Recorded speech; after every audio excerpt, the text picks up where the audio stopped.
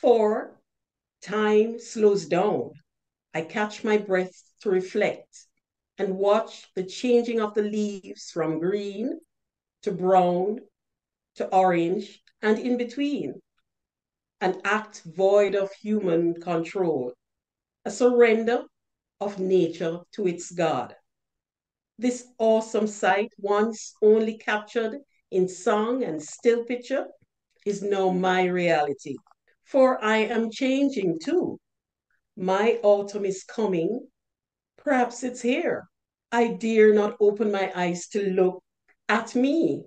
So I look at the trees and flowers, mirroring the changing life. They can tell my story. Greetings, Apreneurs. Welcome to the Authorpreneur Secrets podcast, the show that uncovers the secrets to win with books beyond book sales and dominate authorpreneurship. Through exclusive author interview stories and must-have resources, you will discover some of the secrets and strategies to thrive with books and generate lasting income. I invite you to become an Authorpreneur ambassador and join me in my mission to raise up 10,000 Caribbean Authorpreneurs by 2030. Spread the word about the podcast and encourage more people to increase their impact and income with books beyond book sales. Without further ado, let's get into the show. It's episode 125 of the Authorpreneur Secrets podcast. I'm your host, Ruth Taylor, and coming up in today's show, we have an exciting interview for you with one of the presenters who will be at the Caribbean Authorpreneur Summit that's on January 19 to 20 in 2024. She's the author of a poetic memoir called My Journey to Wholeness, and this is volume 1.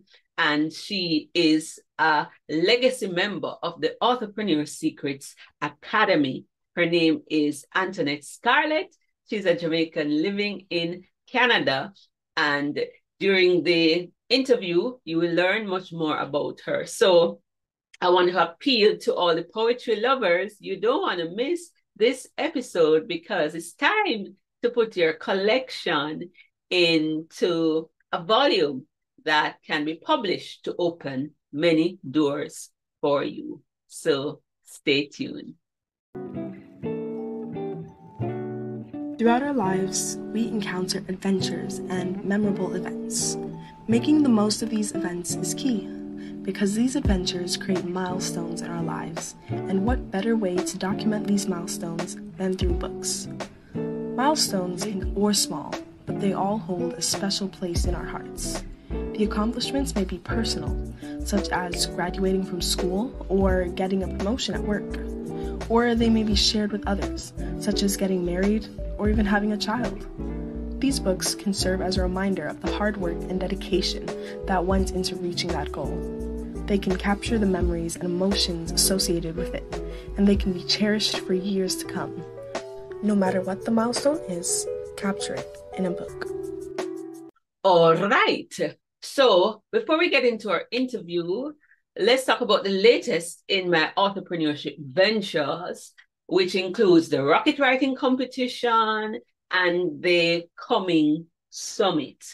All right. So in terms of the rocket writing competition, by the time this episode goes out on the 20th, we would be 20 days into the competition and have 10 days to go. So I use this competition to revise Authorpreneur Secrets, and I am through with the draft, and now I'm on to the editing stage. I wasn't sure, if I was going to publish a book this year, and that would have been the first year that I would not have published a new book, since I started publishing in 2015. That's when my first book came out. And so I am so happy that this revised and expanded edition will be out. So it's filled with authorpreneur stories, and all the presenters at this year's summit, they are the early pioneers, what I call the authorpreneur rock stars, and their stories are included. Well, some of these rock stars. So we have maybe about 14 or 15 of them, their stories are in different sections, but we also have chapter 6, which has to do with the Caribbean Authorpreneurs, and their stories are there, including Antonette. So I'm excited to feature them. We're documenting the process as we go along. And of course, 2030 is the big year where we're going to do our coffee table book to feature our authorpreneur rock stars in full flight, you know, perhaps the 50 publishing coaches who've gone on to raise up, you know, these 200 author entrepreneurs in the future. And so I'm excited as we, you know, move forward. If you're still on the challenge, I want to encourage you. You know, you don't have to write every day, and you don't have to go as fast as I do. Remember, I wrote the original version, the first edition of Authorpreneur Secrets in 3 days on that first challenge. And I think I went on to write 3 books. Over the years, I have done 1 or 2 books on the challenge thereafter. And so I'm so grateful that this year I was able to use a challenge to just boost myself.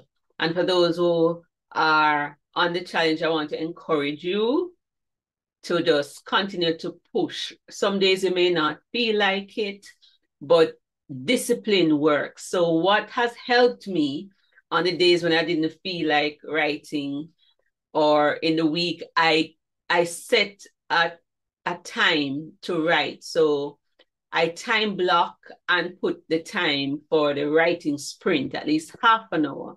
And that boosted me. So I set it for 30 minutes. I announce that I'm doing it, so I'm obligated to do it. And usually end up writing for more than 30 minutes because the muse comes after.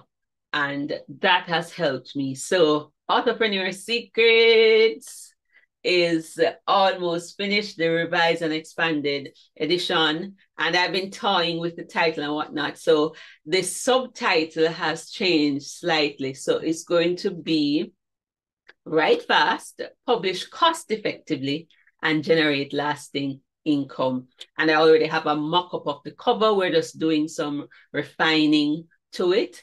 So later this week, it's going to go on pre-order. And the print book is going to be our major equipping tool, and I'm going to publish it in full color. So it's going to cost a little bit more. It's going to be available in ebook, hardcover, and print formats. In terms of the Authorpreneur Summit, I'm excited to say I've confirmed all but one of the guests. And so we have a returnee. Michael Laurent is coming back to represent the Alliance of Independent Authors and to talk to us about AI and how that affects us as authors, what we should be aware of. And so I'm looking forward to that. We also have Gian Williams coming back, and she's going to be talking about copyright, intellectual property rights, because she's an attorney specializing in that area. And Antonette, you're meeting her today. She's part of it. And you met Daphne. And over the years, you've met Patricia Fletcher. She's coming back. And a lot of the persons who are going to be featured at the summit as presenters have gone through the Authorpreneur Secret Academy, or they're part of, except for Michael, in the Authorpreneurs Facebook group. And I'm hoping to also have Jam Copy. And I'm going to be contacting them, and that would round out our presenters. And then in the weeks ahead, you know, you're going to hear more about them. So that's the latest in terms of my authorpreneurship ventures. And I'm excited about the progress that has been made. So without further ado, let's get into the interview with Antonette. Today I have with me Antonette Scarlett. She is an educator and life skills trainer for over 25 years. Antonette and I have much in common. We share the same alma mater. She went to Jamaica Theological Seminary, where she did the BA in General Studies, and so did I. She's also a graduate of the Michael Teachers College, where she studied English language and literature. And I also went to Michael Teachers College, except I studied General Science and Spanish. So she has been teaching English language, literature, and communication studies for quite a long time. She also has a master's in adult education, and she's a Jamaican living in Canada. Welcome to the show, Antonette. Thank you. Thanks so much for having me. Yes, so I'm looking forward to this chat because you are an author of poetry books, and we have not had many poets on the program. So I'm really looking forward to this chat. Before we get into your book and your author journey, can you tell us what you miss about Jamaica, having been living overseas for quite a while? I'm sure you know the food that tops it, and the weather and the general culture. Well, definitely my family that I have back home. Awesome sauce. What's your favorite Jamaican food or dishes that you would recommend to those who are listening? Because this podcast is aired in over 30 countries. So in case they want to come to Jamaica, talk to us about food. Curry goat has to top the list. Curry goat and white rice. Definitely. I love fish, the steamed fish, the fried fish, ackee and saltfish, but definitely curry goat. Awesome. So there again, we have something in common because I love anything curried. Same. I'm a curry lover. All right. So your author journey, how did you make the transition from teaching to authorship? Talk to us about that. Well, it in terms of transition, I remember writing from an early age. The first poem that I wrote was on a sweetie wrapper for my mom.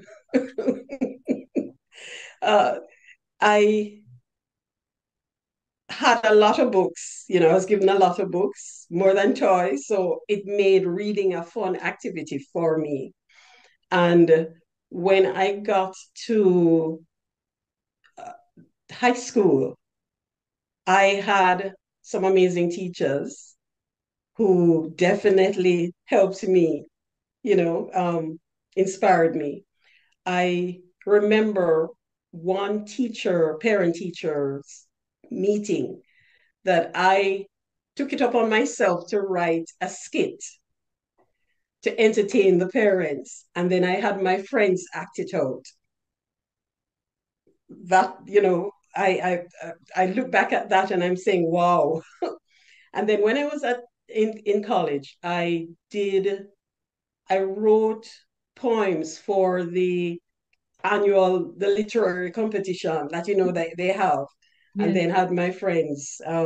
They would read those poems. 6 years ago, almost 6 years ago, when I when I came to Canada, I had just I was about to turn 50 and was having what seemed like a midlife crisis and wondering, what I accomplished, what um, was I leaving, legacy that I was leaving for my children. And, I just had a panic. And I thought that I could perhaps write a book.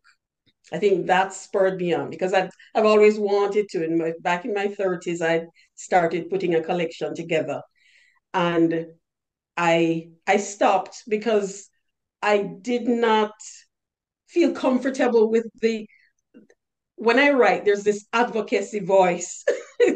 It's like this other person that speaks on behalf of others or whatever it is, injustices. And I was wondering if, who is that? So I shut that down. I buried it for a while back in my 30s. So now that I had this crisis, and when I write, I was writing in that way, choosing topics that persons wouldn't normally, things persons kept behind closed door, talk about certain topics. But those are the ones that I seem to write about. I just went ahead, I just went ahead, and this is how my book was born. Ah. Okay, so you have been writing for a long time, and you had that desire. And like many folks, again, that's something we have in common. My first writing was in, poetry, and turned them into cards and selling them. And then it took me a long time, having been told that I could write, to 10 years before I wrote my first book. And so there are others out there who, they have this desire to write, and they may even have pieces of things set aside, but it hasn't come together for them to have a published book. Talk to us about that transition. So having had these pieces, how did we get My Journey to Wholeness? Well, as I said, I've been writing over years, so a couple of them are from that.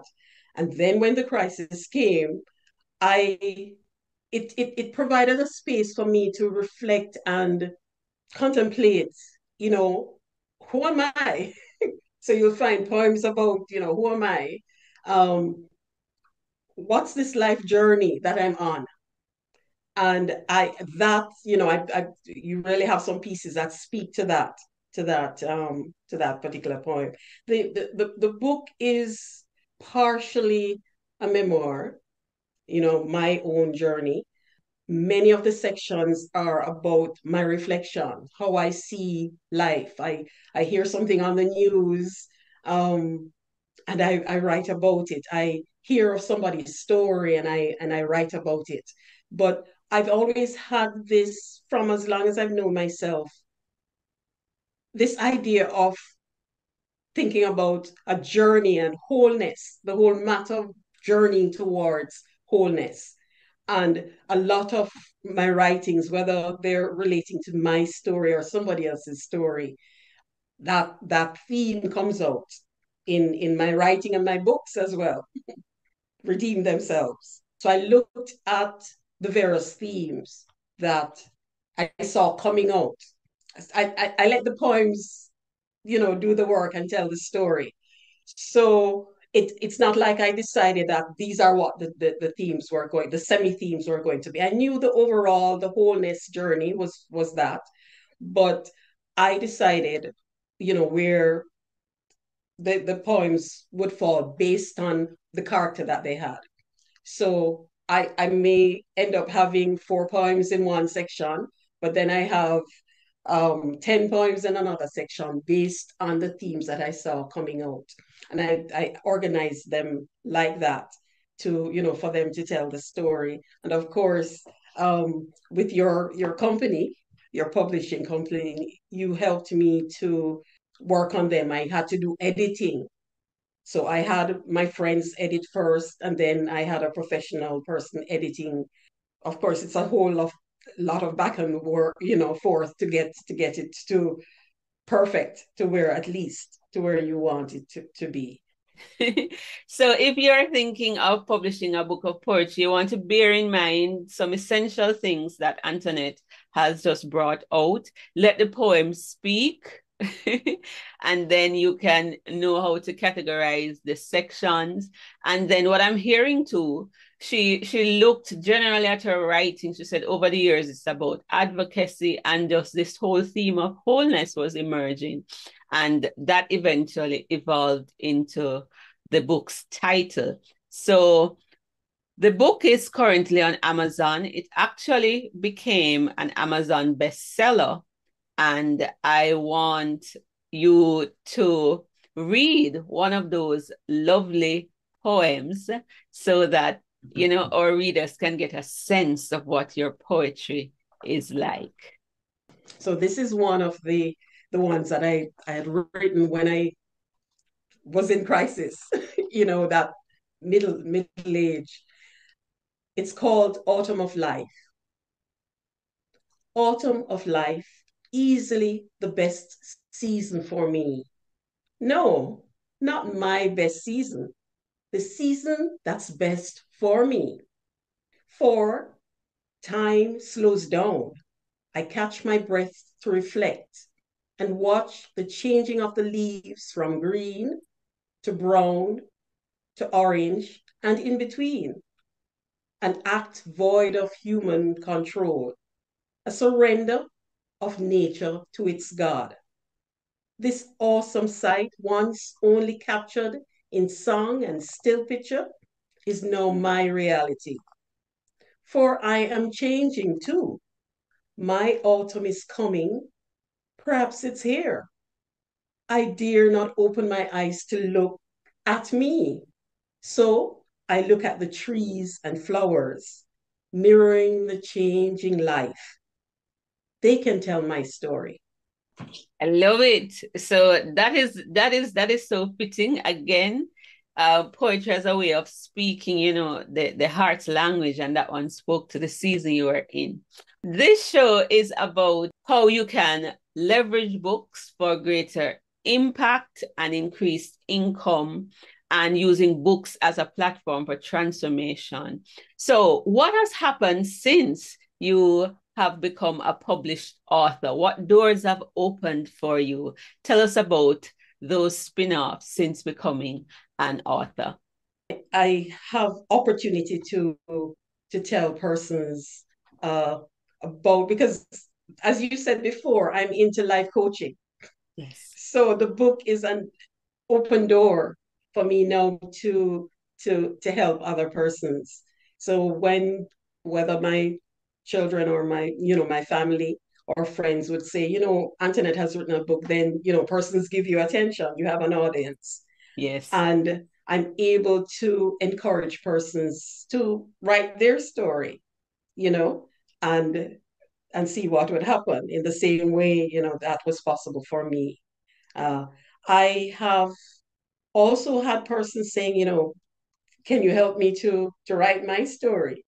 Can you help me to put my story together? So I have a couple of persons who are there, waiting. So that has opened door. But I want to say, Ruth, that while our book is for us and not for us, it's for an audience. It was quite liberating for me and validating to know that this dream that I had so long ago and wondered about it, that God could now actually have me on this journey to, being an author and having influence where I can now have a platform to do what I've always been doing all my life in terms of like coaching persons in different ways. So it's just amazing how God has married those two things, and helped them to come together in my life. So, I'm amazed at that. I have a book launch that is coming up next month on the 17th. So that I took a year to enjoy the book for myself, and now I'm going to be launching that.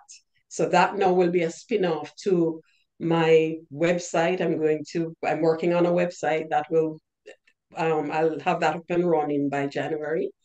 And my blogs, I've been writing blogs in preparation for that. I've been doing a life coaching course. So it gives me an opportunity to have a platform there, to attract persons. And of course, I'm going into the book writing and publishing course that's coming up in January. So, this book has done, quite a bit for me. Awesome sauce. I love it. So I trust you guys are seeing that Antonette is in full flight as an authorpreneur. So many spin-offs. And what came to me is that nothing has been wasted. So going from having qualifications in English and literature to now be able to put all of that together. And so the book is a point of convergence. So I just want to congratulate you. One of the things Antonette didn't mention in terms of the spin-off in writing this book is that she's going to be one of the presenters at the Caribbean Authorpreneur Summit.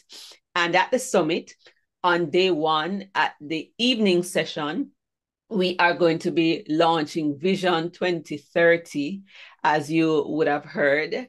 And we are going to be relaunching the book, Authorpreneur Secrets. And that's the expanded and updated edition. And Antonette's story is in that book as well. And also, we're going to be launching the Authorpreneur Secrets Academy. And Antonette has been one of the founding members of the Academy. She is what we call a legacy member. She was one of the first 5 to join.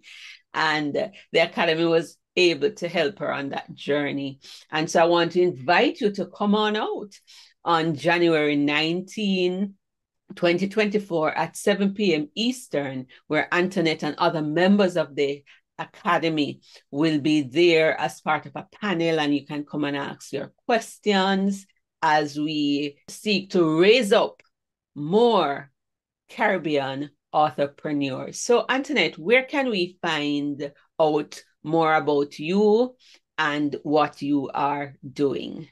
Okay, so as you said, the book is on Amazon, so you'll find it there. I'm working on my website, so I'll be able to have my email if you want to reach me. My email address, bless, BLESS 2028 at gmail.com. So that's bless 2028 at gmail.com. So you can reach me there. There is one other place, but for those in Canada, the book is at the Grand River Bookstore, Ontario.